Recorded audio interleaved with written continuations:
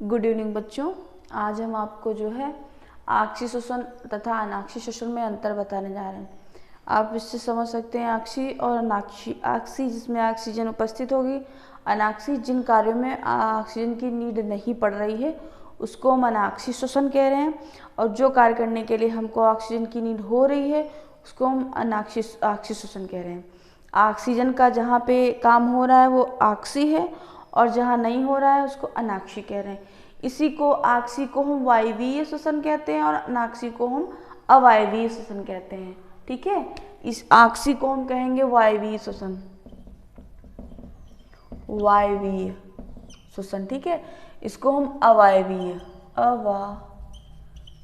ठीक है श्वसन, इसी को कहेंगे।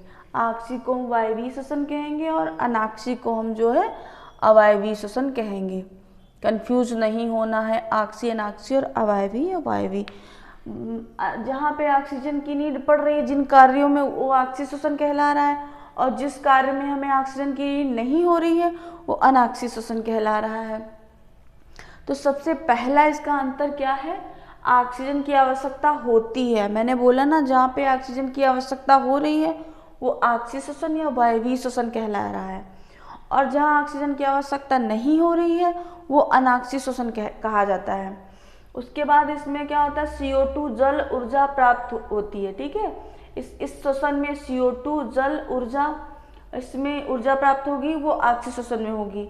और अनाक्षी श्वसन में क्या क्या मिलेगा हमको, एथिल अल्कोहल, CO2 और ऊर्जा प्राप्त होगी। ठीक है, इसमें एथिल अल्कोहल और CO2 है, और इसमें CO2 है और जल है।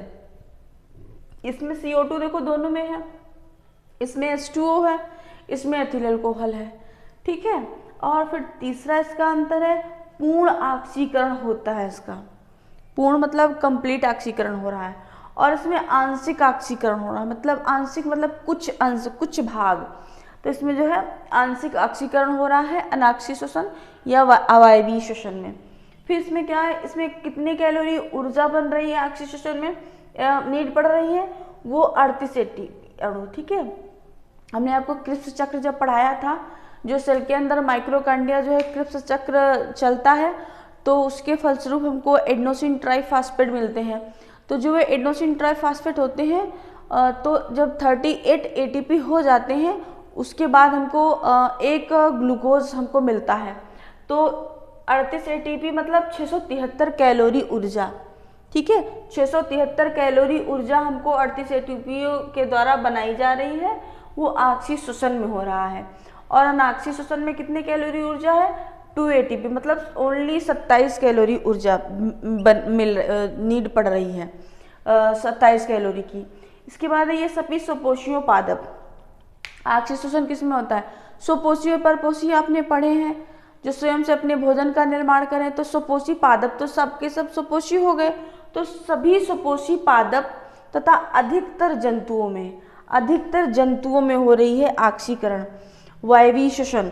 और जो ये यीस्ट हो गया आपका, और यीस्ट के बाद अनेक जीवाणु हो गए, और मनुष्यों में करते समय हमारी पेशियों को, जो हमारी पेशियां होती हैं, मसल्स होते हैं, उनको कार्य करने के लिए हमको अनाक्षी श्वसन की आवश्यकता पड़ती है, क्योंकि वहाँ पे जो पेशियां कार्य कर रही हैं ना, तो उसमें जो है कम्प्लीटली ऑक्सीजन की नीड नहीं पड़ती है, वहाँ पे हमको अनाक्षी श्वसन की आवश्यकता हो रही है। तो मनुष्यों में कार्य करते समय पेशियों में जो हो रहा है अनाक्षी श्वसन हो रहा है, अनाक्षी श्वसन के द्वारा पेशियों का कार्य हो रहा है।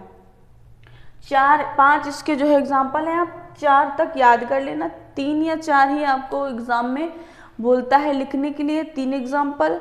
कभी कभी 2 भी पूछ लेता है कि आक्षी श्वसन और अनाक्षी श्वसन में कोई 2 अंतर बताइए। आप 4 याद कर लेंगे तो आपका हो जाएगा, 4 से ज़्यादा आना नहीं है, और ज़्यादा कठिन नहीं, मैंने बहुत ही सिंपल लिखा है आक्षी और अनाक्षी श्वसन में अंतर।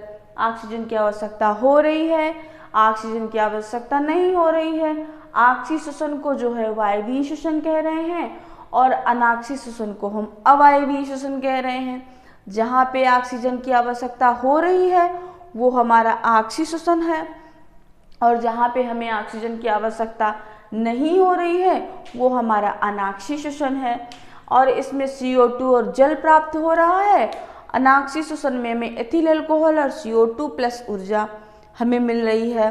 और इसमें जो हो रहा है 38 एटीपी मतलब 673 कैलोरी ऊर्जा मिल रही है, उसमें हमको मात्र 2 एटीपी मतलब 27 कैलोरी ऊर्जा ही मिल रही है अनाक्षी श्वसन में।